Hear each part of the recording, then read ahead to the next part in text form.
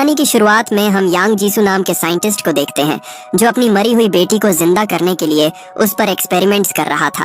अपनी रिसर्च को लेकर वो इतना पागल हो चुका था कि उसने अपने असिस्टेंट तक को मार दिया था जो उसे रोकने की कोशिश कर रहा था। यांग अपनी बेटी को इंजेक्शन लगाने ही वाला था कि तभी कुछ लोग दरवाजा तोड़कर उसकी लैब में घुस जाते हैं और उसे समझाते हैं कि इस दवाई से उसकी बेटी ठीक नहीं होगी। अगर वो जिंदा हो भी गई तब भी वो पहले जैसी कभी नहीं रहेगी। यांग उन्हें कहता है कि मेरा ये फार्मूला काम करता है, मैंने खुद को भी ये इंजेक्शन लगाया है और देखो मैं तुम्हारे सामने जिंदा खड़ा हूँ। डॉक्टर जैसे ही अपनी बेटी को वैक्सीन का डोज देने जाता है, मजबूरन पुलिस को उस पर गोली चलानी पड़ती है। उन लोगों ने उसकी सारी दवाइयाँ अपने कब्जे में कर ली, लेकिन जैसे ही वो उसे अरेस्ट करने जा रहे थे, अचानक वहाँ पर एक हाई मैग्नीट्यूड का भूकंप आया और उनके पास की सारी बिल्डिंगें ताश के पत्तों की तरह ढहने लगी।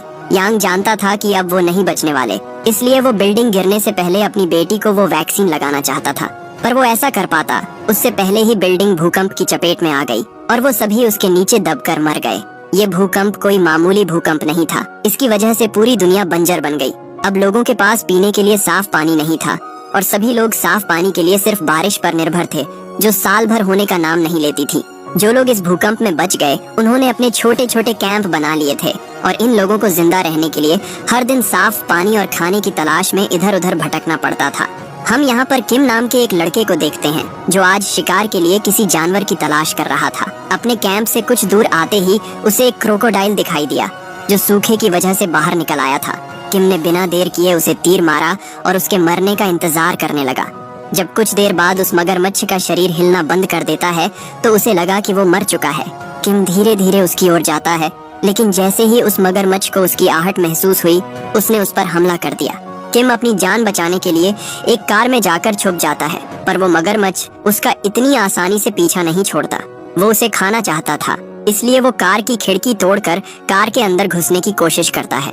किम उसके मुंह का निवाला बनने ही वाला था कि तभी वहाँ उसका दोस्त डैनियल आ जाता है और उस मगरमच्छ की पूंछ पकड़कर उसे कार से बाहर निकालता है, जिसके बाद वो अपनी तलवार से उस मगरमच्छ का सिर काट कर उसे मार डालता है। किम और डैनियल जो भूकंप से पहले एक दूसरे को जानते भी नहीं थे, अब वो एक दूसरे के बहुत अच्छे दोस्त बन गए थे। उन्हें खाने के लिए जो भी मिलता था वो उसे आपस में बांट लेते थे। इसके बाद हम हाना नाम की एक लड़की को देखते हैं जो अपनी दादी के साथ कैंप में रहती थी। जब से भूकंप आया था तब से उनकी जिंदगी काफी बदल गई थी। हाना की दादी को लगता था कि लोगों में इंसानियत अभी भी जिंदा है और ये मुश्किल वक्त जल्द ही कट जाएगा, लेकिन हाना को कभी ऐसा नहीं लगा कि सब कुछ ठीक होने वाला है, क्योंकि उसने पिछले कुछ महीनों में इंसानों को जानवर बनते हुए देखा था। लोगों ने अपनी भूख मिटाने के लिए मरे हुए इंसानों को ही खाना शुरू कर दिया था और जो लोग ऐसा नहीं कर रहे थे वो भी धीरे धीरे क्रिमिनल्स बनते जा रहे थे। उसे तो अब याद भी नहीं है कि भूकंप से पहले की दुनिया कैसी थी। उधर हम डैनियल को देखते हैं जो उस मगरमच्छ को काटकर उसका मीट कैंप के लोगों को बेच रहा था। एक औरत डैनियल के पास आती है और उसे ढेर सारी ज्वेलरी देते हुए कहती है इनके बदले में उसे उस मगरमच्छ की पूरी पूंछ चाहिए, लेकिन किम उस गोल्ड के बदले इतना सारा मीट देने से मना कर देता है क्योंकि उसके गोल्ड की अब कोई कीमत नहीं थी। वो बोला, भूकंप को आए हुए 3 साल हो चुके हैं और लोग भूख से मर रहे हैं। उन्हें खाने और पानी की जरूरत थी, न कि किसी कीमती चीज की, भले ही उनकी कीमत करोड़ों में क्यों ना हो। अगर आपके पास कुछ खाने के लिए है तभी हम आपको कुछ देंगे, नहीं तो हम कुछ नहीं कर सकते। उसकी बात सुनकर वो औरत निराश हो जाती है। उसे परेशान देख डैनियल से रहा नहीं जाता और वो उसे एक सांप देते हुए कहता है कि आज ये तुम्हारा आखिरी बार है, इसके आगे मैं तुम्हारी मदद नहीं कर सकता। कुछ ही देर में वहाँ हाना भी आ जाती है। डैनियल हाना को अपनी बेटी की तरह मानता था और उसका ख्याल रखना ही उसकी लाइफ का पर्पस था। हाना उसे हर बार की तरह खाने के बदले में एक पेंटिंग देती है जिसे डैनियल खुशी खुशी अपने पास रख लेता है। किम हाना को पसंद करता था, लेकिन उसे कभी अपने दिल की बात बोलने का मौका नहीं मिला क्योंकि उसे डर था कि कहीं हान उसे मना ना कर दे। वो बात कर ही रहे थे कि तभी कुछ लोग उनके कैंप में घुस जाते हैं और तोड़ फोड़ करने लगते हैं। डैनियल ने उन्हें पहले कभी नहीं देखा था, लेकिन उनकी हरकतें बता रही थीं कि ये लोग गुंडे मवाली थे। उनमें से एक उन्हें कहता है कि वो लोग पुलिस से हैं और वो किसी की तलाश कर रहे हैं। वो कैंप के लोगों को एक स्केच दिखाते हैं और सबसे उस आदमी के बारे में पूछते हैं। हालांकि स्केच तो बस एक बहाना था। उस स्केच की आड़ में वो अपने पसंद के किसी भी आदमी या औरत को अपने साथ चलने के लिए कह रहे थे। एक आदमी जब उनके साथ जाने से मना करता है तो वो उसका हाथ काट देते हैं। जिसे देखकर कैंप के बाकी लोग डर जाते हैं। डैनियल चुपचाप अपने काउंटर पर खड़ा उन लोगों को देख रहा था। वो कुछ भी नहीं करता और उन्हें जो चाहिए उन्हें वो ले जाने देता है। पर तभी उनमें से एक की नजर हाना पर पड़ती है। वो उसे अपने साथ ले जाना चाहता था, इसलिए वो सब उसके साथ जबरदस्ती करने लगते हैं। किम उसे बचाने के लिए उन लोगों से फाइट करता है, लेकिन वो लोग उसे बहुत मारते हैं। जब पानी सिर के ऊपर चला गया तो डैनियल उन्हें रोकने के लिए बीच में कूद पड़ा। वो उन्हें बहुत मारता है और उनसे पूछता है कि तुम्हें किसने भेजा है। इसी बीच उसने ये भी नोटिस किया कि उनके पास पीने के लिए साफ पानी भी था। एक आदमी बहुत मार खाने के बाद उसे बताता है कि यहाँ से कुछ किलोमीटर दूर एक अपार्टमेंट है जहाँ कुछ लोग रहते हैं और वही हमें पीने के लिए साफ पानी देते हैं। डैनियल उन लोगों को जाने देता है और कहता है कि उनमें से कोई भी उसे दोबारा यहाँ दिखाई नहीं देना चाहिए। एक दिन जब किम और डैनियल शिकार के बाद अपने कैंप में लौटे तो उन्होंने देखा कि सूट बूट पहने कुछ लोग हाना और उसकी दादी से बात कर रहे थे। डैनियल उन लोगों को हाना से दूर रहने को कहता है, लेकिन उसकी दादी उसे बताती है कि ये लोग उसी अपार्टमेंट से आए हैं जिसके बारे में वो आदमी बात कर रहा था। उनमें से एक लड़की जिसका नाम चोई था, वो डैनियल से कहती है कि हमारे पास पीने का साफ पानी और खाने का बहुत सारा सामान है और हम हाना को अपने साथ ले जाना चाहते हैं। डैनियल हाना को ऐसे ही कुछ अनजान लोगों के साथ नहीं भेजना चाहता था, लेकिन वो लोग डैनियल को बहुत आसानी से इस बात का भरोसा दिला देते हैं कि अपार्टमेंट की जिंदगी यहाँ से बहुत बेहतर है। वो कहते हैं कि वहाँ पर हाना की उम्र के ही बहुत सारे बच्चे हैं जिनके साथ रहकर हाना बहुत कुछ सीख सकती है।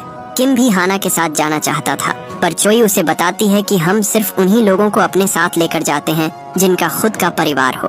डैनियल को पता था कि ये जगह सुरक्षित नहीं है और उन लोगों के चमकते हुए चेहरे देखकर उसे साफ पता चल रहा था कि इन लोगों की जिंदगी उनसे कहीं बेहतर है। इसलिए वो भी हाना को उन लोगों के साथ जाने के लिए कहता है।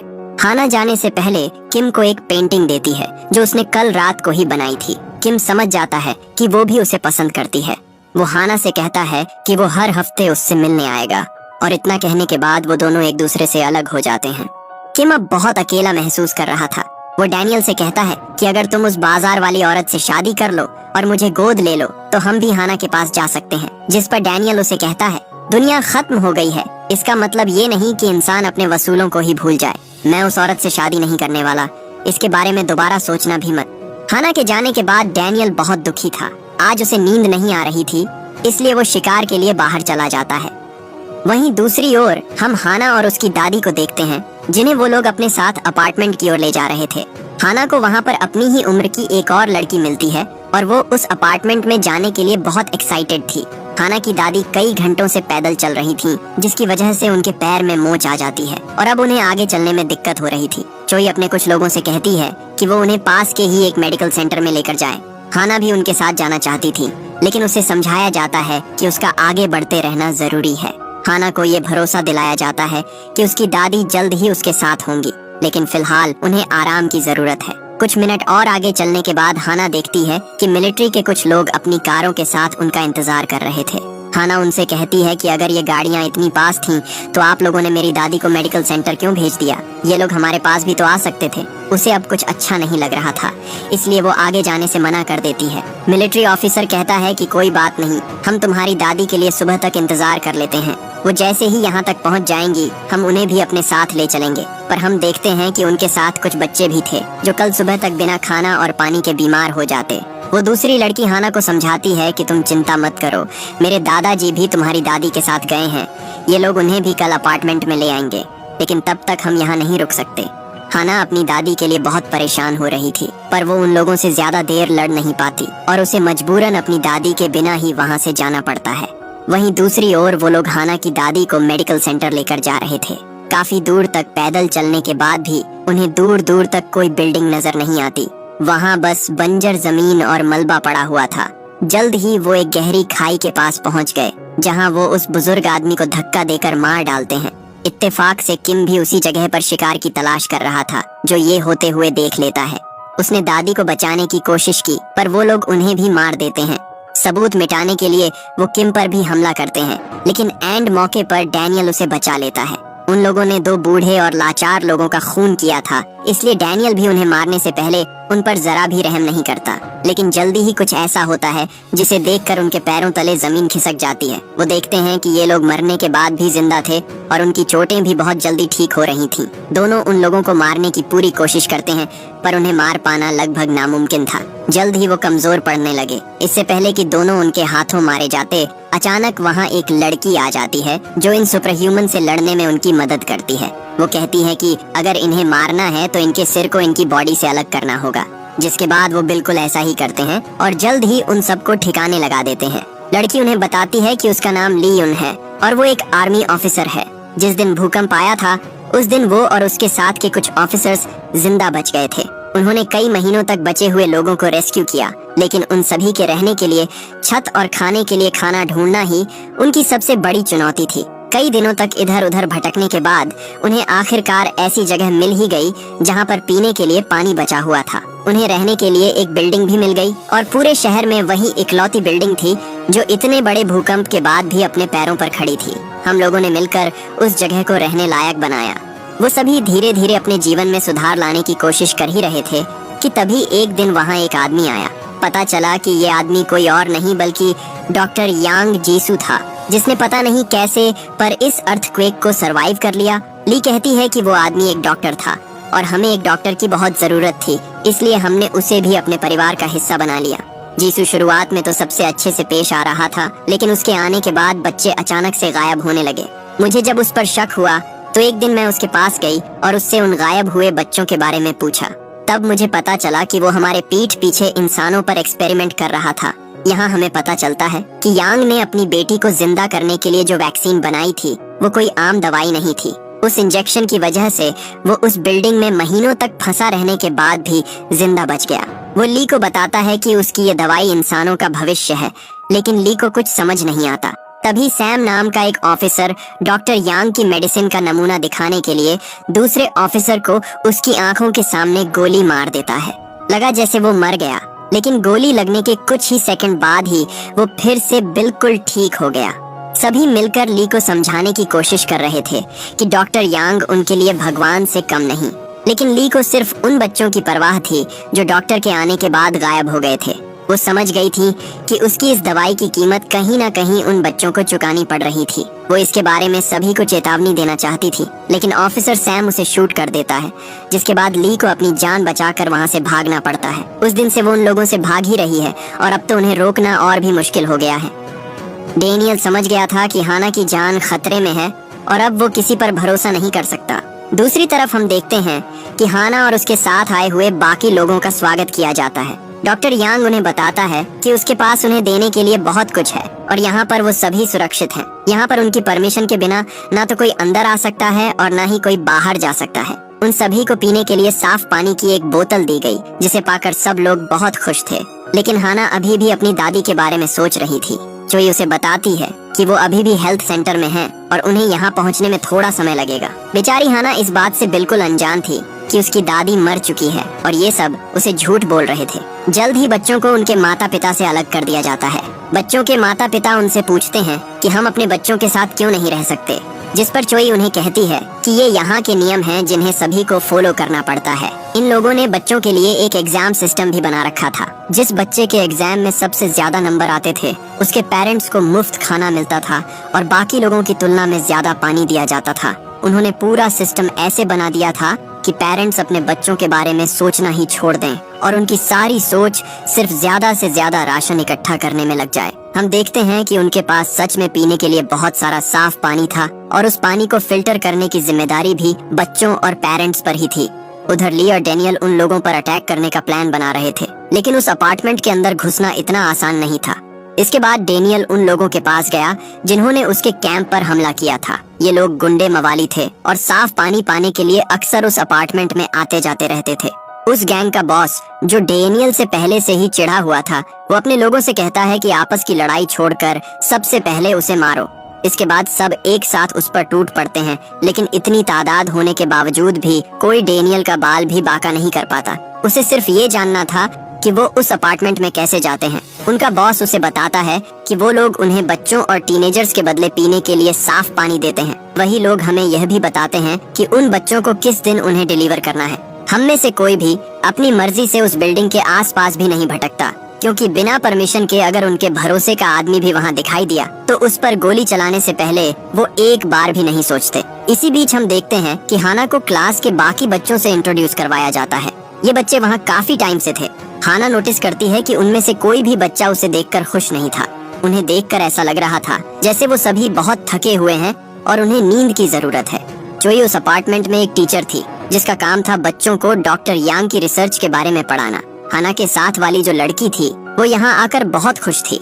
उसे देखकर ऐसा लग रहा था जैसे उसे यही जिंदगी चाहिए थी, लेकिन हाना वैसी नहीं थी। उसे बस अपनी दादी की चिंता हो रही थी। पढ़ाते वक्त जब चोई देखती है कि हाना का क्लास में ध्यान नहीं है तो वो उसे सबके सामने डांटने लगती है, लेकिन हाना अब उनके झूठ से तंग आ चुकी थी। वो कहती है कि पिछले 2 दिनों से उसने अपनी दादी को नहीं देखा और ऊपर से यहाँ सभी लोग पता नहीं क्यों पर डॉक्टर यांग की तारीफ ही करते रहते हैं। वो बोली, जहाँ से मैं आई हूँ वहाँ लोगों के पास पिछले 7 महीनों से पीने के लिए पानी नहीं है और यहाँ तुम लोगों के पास इतना पानी है कि तुम लोग उस पानी से नहाते भी हो। अगर डॉक्टर यांग इतने ही अच्छे आदमी हैं तो वो थोड़ा पानी उन लोगों में क्यों नहीं बांट देते। चोई हाना को समझाती है कि तुम उन कुछ खास लोगों में से हो जिन्हें जिंदा रहने का हक है। जो लोग बाहर हैं उन्हें जिंदा रहने का कोई हक नहीं, क्योंकि उन्हीं लोगों की वजह से डॉक्टर यांग ने अपनी बेटी को खोया है। कुछ ही देर में वहाँ डॉक्टर यांग भी आ जाता है और वो हाना को बताता है कि वो अपनी दादी से जल्द ही मिल पाएगी। पूरी रात खुले आसमान में पैदल चलने की वजह से उनकी तबीयत थोड़ी खराब हो गई थी, इसीलिए थोड़ा समय लग रहा है, पर तुम चिंता मत करो, वो जल्द ही ठीक हो जाएंगी। यांग उसे पीने के लिए पानी देता है और कहीं ना कहीं वो उसे उस पानी को पीने के लिए फोर्स कर रहा था। हाना समझ जाती है कि यहाँ कुछ तो गड़बड़ है, इसीलिए वो उस पानी को नहीं पीती, पर उसके साथ वाली वो लड़की पानी पी लेती है। वो यांग से कहती है कि वो उनके इस एक्सपेरिमेंट में उनका साथ देना चाहती है, जिसके बाद यांग उसे क्लास के बाद अपनी लैब में आने को कहता है। रात में जब सभी बच्चे सो जाते हैं तो हाना चुपके से अपने बिस्तर से उठकर डॉक्टर यांग की लैब में जाती है। वहाँ वो देखती है कि यांग पिछले कई सालों से इंसानों पर एक्सपेरिमेंट्स कर रहा था और उसके पास इंसानों के बॉडी पार्ट्स भी थे। उस दूसरी लड़की के पेरेंट्स से वादा किया गया था कि वो शिफ्ट खत्म होने के बाद अपनी बेटी से मिल सकते हैं, लेकिन जब वो काम करने के बाद एक ऑफिसर से अपनी बेटी से मिलने के लिए कहते हैं तो वो ऑफिसर उन्हें पहचानने से ही मना कर देता है। उन लोगों ने कई दिनों से अपनी बेटी को नहीं देखा था, जिस वजह से उनका सब्र टूट जाता है और वो सभी लोगों के सामने उस ऑफिसर से लड़ने लगते हैं। यांग उनसे मिलने आता है और उनसे वादा करता है कि वो उन्हें उनकी बेटी से जरूर मिलवाएगा, लेकिन वो अपनी बेटी से अभी मिलना चाहते थे। जिसके बाद यांग उन्हें अपने साथ चलने को कहता है और उस लड़की के पेरेंट्स भी उसके साथ उसकी लैब की ओर जाने लगते हैं। दूसरी ओर हाना देखती है कि उसकी दोस्त को उन लोगों ने एक स्ट्रेचर से बांधकर उसके सिर पर एक अजीब सा हेलमेट लगाया हुआ था। उसकी गर्दन से एक पाइप जुड़ा हुआ था जिसमें से एक लिक्विड निकलकर एक बोतल में इकट्ठा हो रहा था। उसे अब समझ आ गया था कि उसकी क्लास के सभी बच्चों की गर्दन पर शार्प कट के निशान क्यों थे। यांग ने उन सभी की बॉडी से एक खास तरह का लिक्विड निकाला था ताकि वो उससे अपनी मेडिसिन बना सके। हाना को जब यांग की आवाज आती है तो वो तुरंत एक पर्दे के पीछे छुप जाती है। उस लड़की के माता पिता जब अपनी बेटी की ये हालत देखते हैं तो वो बहुत डर जाते हैं। यांग उन्हें उसे छूने से मना करता है। उस लड़की का पिता उससे अपनी बच्ची की जान की भीख मांगता है। इसी बीच हम देखते हैं कि यांग ने अपनी बेटी के आधे कटे हुए शरीर को अभी तक बचा कर रखा था। वो समझ जाते हैं कि इस डॉक्टर का दिमाग हिला हुआ है, इसलिए वो जल्दी से अपनी बेटी की गर्दन से पाइप निकाल देते हैं, लेकिन पाइप निकलते ही लड़की का दिमाग रिस्पॉन्ड करना बंद कर देता है और उसकी मौत हो जाती है। उन्होंने यांग की सारी मेहनत पर पानी फेर दिया था। गुस्से में वो अपना आपा खो बैठता है और एक धारदार ब्लेड से उन पर हमला कर दोनों को मार डालता है। हाना छिपकर ये सब अपनी आंखों से देख रही थी, लेकिन वो ज्यादा देर तक छिप नहीं पाती क्योंकि यांग शीशे में उसकी परछाई देख लेता है और वो पकड़ी जाती है। उधर डेनियल और ली दोनों सुबह होने का इंतजार करते हैं क्योंकि आज उनके डिलीवरी करने का दिन था। वो सभी जब उस अपार्टमेंट के सिक्योरिटी चेक पॉइंट पर जाते हैं तो उस गैंग के लीडर के चेहरे की इतनी बुरी हालत देखकर उन सोल्जर्स को उन पर शक होने लगता है। वो जब ट्रक खोलकर देखते हैं तो उन्हें पीछे किम और ली दिखाई देते हैं, लेकिन उन्होंने अपने चेहरे ढक रखे थे। सोल्जर उनसे कहते हैं कि ये सब तो ठीक है, लेकिन आज हम कोई नया शिपमेंट नहीं लेंगे, तुम अभी इसी वक्त वापस चले जाओ। डेनियल अब इतने पास आकर पीछे हटने वाला नहीं था, इसलिए वो उन्हें कुचलता हुआ गेट तोड़कर अंदर घुस जाता है। वॉन देखता है कि ली फिर वापस लौट आई है, पर इस बार वो उसे किसी भी हालत में यहाँ से जिंदा नहीं जाने देना चाहता था। वो अपने सभी सोल्जर्स को उन्हें मारने के ऑर्डर्स देता है, जिसके बाद उनकी पूरी टीम उन तीनों को घेरकर फायरिंग शुरू कर देती है। दूसरी ओर यांग हाना की गर्दन में वही पाइप लगाकर उसकी बॉडी से वो लिक्विड निकालने की तैयारी शुरू कर देता है। हाना इस पूरे प्रोसेस के दौरान होश में थी। यांग उसे बताता है कि तुम कितनी लकी हो कि तुम्हारे ऊपर इसका कोई साइड इफेक्ट नहीं होगा। वो कहता है कि ये जो तुम्हारी बॉडी में खास लिक्विड है यही मुझे जिंदा रखता है, लेकिन मैं इसे सीधे तुम्हारी बॉडी से नहीं निकाल सकता, इसलिए हम तुम्हें इतना सारा पानी पिलाते हैं। उस पानी के अंदर एक खास तरह का केमिकल होता है जो इस पूरे प्रोसेस को और भी आसान कर देता है। डॉक्टर अपने हर एक पेशेंट को अपने सारे सीक्रेट बताया करता था। उसे इससे खुशी मिलती थी क्योंकि वो जानता था कि ये सभी बच्चे या तो मर जाएंगे या फिर इन्हें कुछ भी याद नहीं रहेगा। ली आगे बढ़ने से पहले अपने पुराने साथियों को छुड़ाना चाहती थी क्योंकि सिर्फ वो 3 लोग काफी नहीं थे।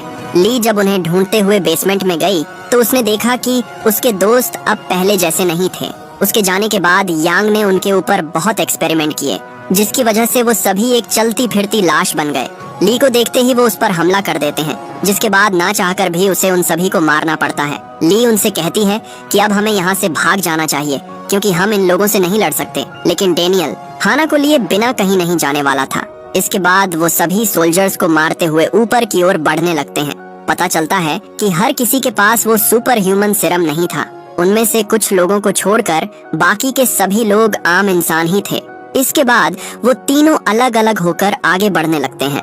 ली जब लैब की ओर जा रही थी तो वॉन उसके सामने आकर खड़ा हो जाता है और कहता है कि तुम हमारे साथ हाथ मिला लो, हम इन लोगों से ज्यादा अच्छी जिंदगी जी सकते हैं। लेकिन ली समझौता करने को तैयार नहीं थी। उन दोनों में बहुत लड़ाई होती है, पर वॉन के पास सुपर ह्यूमन पावर्स थी, इसलिए ली उसके सामने ज्यादा देर तक टिक नहीं पाती है। वॉन ली को मारकर अपार्टमेंट से नीचे फेंक देता है और फिर बाकी लोगों को ढूंढने लगता है। उधर किम चोय को पकड़ लेता है और उससे कहता है कि वो उसे लैब में लेकर चले। ऊपर जाते वक्त उसे रास्ते में वॉन मिलता है जो उसे आगे नहीं जाने देता। किम उसे चोय को मारने की धमकी देता है, लेकिन वॉन को उसके मरने या जीने से कोई फर्क नहीं पड़ता था क्योंकि चोय पहले से एक कैंसर की पेशेंट थी जो जिंदा रहने के लिए डॉक्टर यांग से मदद की आस लगाए उसके लिए काम कर रही थी। डेनियल भी उसे ढूंढते हुए उसी फ्लोर पर आ जाता है और वो किम से कहता है कि तुम इसे लेकर जाओ और हाना को बचाओ, तब तक मैं इसे संभालता हूँ। दूसरी तरफ यांग ने हाना की बॉडी से उस लिक्विड को निकाल लिया था। हाना उससे कहती है कि तुम एक मॉन्स्टर हो, अगर आज तुम्हारी बेटी जिंदा होती तो उसे भी तुम्हें अपना पिता कहने पर शर्म आती। ये सुन यांग बहुत गुस्सा हो जाता है। हाना अब उसके किसी काम की नहीं थी, इसलिए वो मारने के लिए एक स्कैल्प उठाता है, लेकिन तभी उसकी बॉडी में अचानक से बहुत तेज दर्द होने लगा। यांग जब खुद को आईने में देखता है तो उसे अपने चेहरे पर अपनी मेडिसिन के साइड इफेक्ट्स दिखाई देते हैं। हाना उस पर हंसने लगती है और उसे बताती है कि ये तो होना ही था क्योंकि तुम लोगों ने मुझे जो पानी दिया था मैंने उसकी एक बूंद भी नहीं पी। यांग को पता था कि ये साइड इफेक्ट्स कितने खतरनाक हैं और ऊपर से उसके पास इसका कोई इलाज भी नहीं था। इसी बीच किम उनकी लैब तक पहुंच जाता है और उसे रोकने की कोशिश करता है।